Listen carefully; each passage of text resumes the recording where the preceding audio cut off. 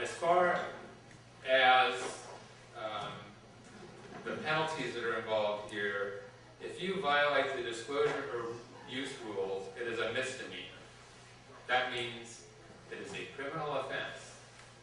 That means they can yank your license.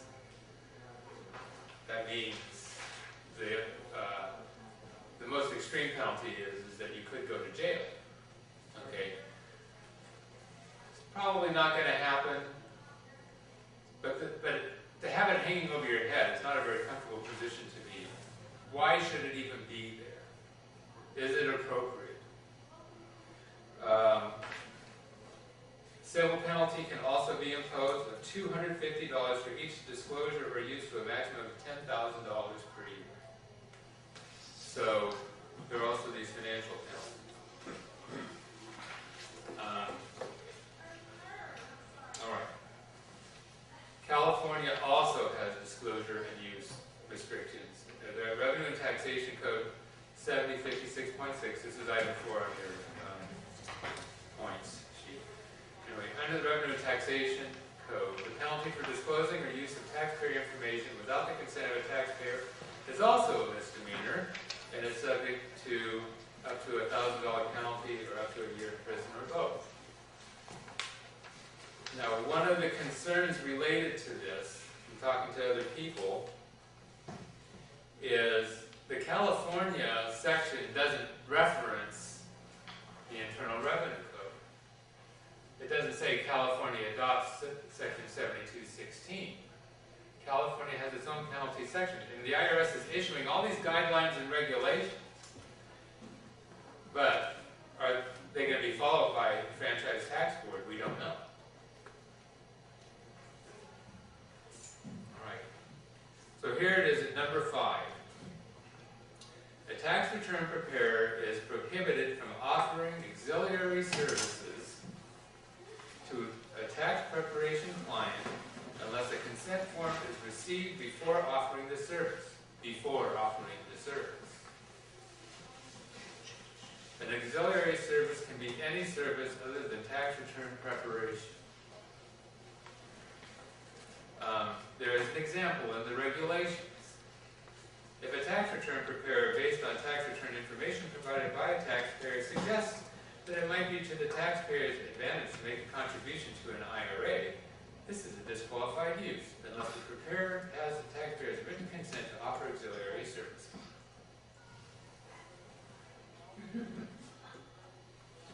Any of you ever suggested to a client it might be a good idea to make a contribution to an IRA? Did you get a consent first? Does this make any sense? Okay, why? Because that's tax planning. That is not tax return preparation. That is nonsense. Now you know why I'm dressed up like this? Alright. Oh, by the way, see, I have to get out my colonial watch. So that I know where. Alright. By the way, if you don't tell the client, don't you think that the client might take an action, say basically that you were negligent in the service that you're providing to them because you didn't give them any tax planning advice, because that's what they came to you for? Alright. Now, again, as I said, item number 6.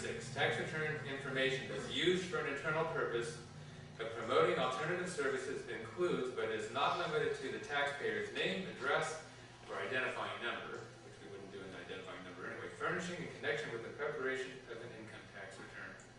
So basically it's anything that they give you, but it includes their name and their address. Now, item 7, there is a possible loophole, and that is, first of all, tax return information does not include information identical to any information that's been furnished to a tax return preparer if the identical information was obtained otherwise in connection with the preparation of a tax return. So, if you have a client that comes to you initially for advice, okay, for tax planning services, I would say that you should qualify for this exception. Now, you might want to document that in your file. And And eventually, I would say you would want to have this consent, just as with insurance. All right.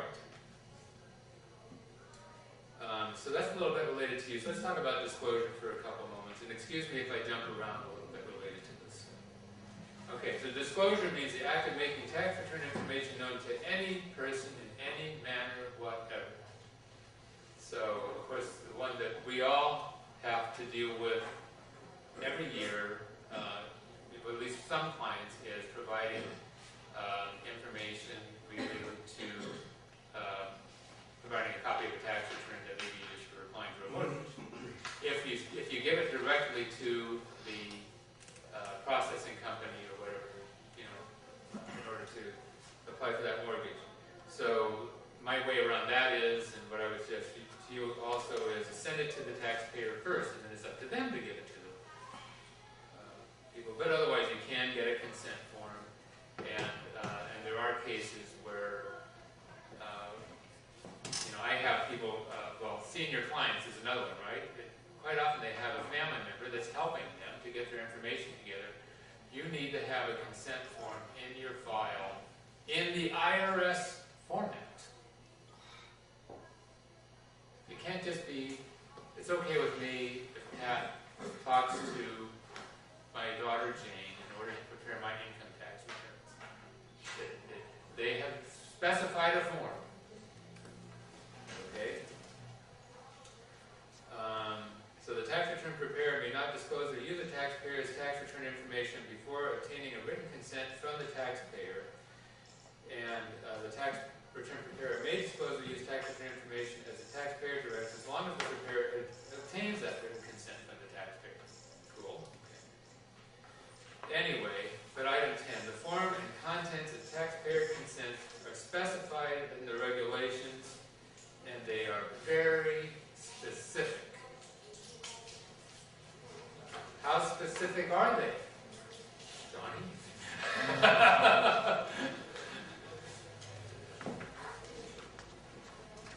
The disclosure has to be done in 12-point type on an 8.5 by 11 piece of paper. It can't be on a half of a piece of paper. It can't be on 8.5 by 14 legal size paper. No, no, no. It must be 8.5 by 11. Okay. Now, there's some guidance that I've listed here on Revenue Procedure 2008-35. Today's posted to the IRS website. Okay, on the next page I talk about that. Cameco, if you are a Cameco insured person, they have consent forms. Guess what, though? I ripped them off. You guys have examples with the material that I got from Cameco. And it was okay. I don't think they're going to come after me. I'm not getting money for this. Okay? They don't want you to go to jail either. There's also some in the PPC forms. They'll have some sample consent